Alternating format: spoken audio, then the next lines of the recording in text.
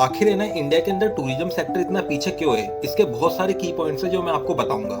2019 से पहले इंडिया के अंदर फॉरेन टूरिस्ट की जो संख्या थी ना वो 11 मिलियन थी और कोविड पीरियड के बीच में 1.7 मिलियन रह गई और कोविड के बाद में 2023 के बाद में है ना सिर्फ ये 9.7 मिलियन रह गई। तो इसके पीछे रीजंस क्या है?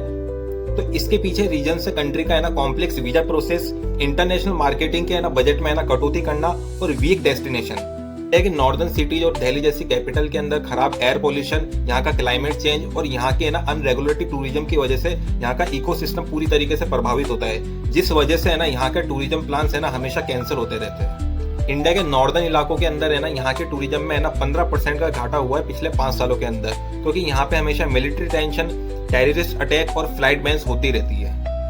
आज से 20 साल पहले हमारे देश में ना सी डेस्टिनेशन का जो टूरिज्म था ना वो बहुत हाई लेवल पे था, लेकिन वियतनाम, थाईलैंड, मलेशिया और है ना इंडोनेशिया ने ना ये तमगा हमारे से भी छीन लिया।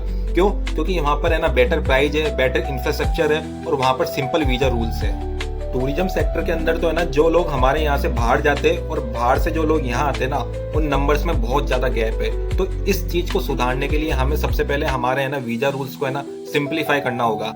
दुनिया में जितने भी है ना इंडियन एम्बेसीज है उनको हमारे इंडियन टूरिज्म को प्रमोट करना पड़ेगा रोड वाइज, और हमारे को है ना क्लीननेस और टूरिस्ट सेफ्टी का पूरा ध्यान रखना पड़ेगा। डिजिटल सैनिटेशन और है ना कनेक्टिविटी इंफ्रास्ट्रक्चर को है ना हमें बढ़ाना पड़ेगा। पोल्यूशन और एनवायरमेंट प्रॉब्लम्स को हमें टैकल करना पड़ेगा, तो ही हमारा टूरिज्म सेक्टर आगे बढ़ेगा और हम है ना यूएस से, Japan, south Korea, European countries के टूरिज्म सेक्टर से है ना कम्पीट कर पाएंगे, वरना तो हमारा कुछ भी नहीं होगा।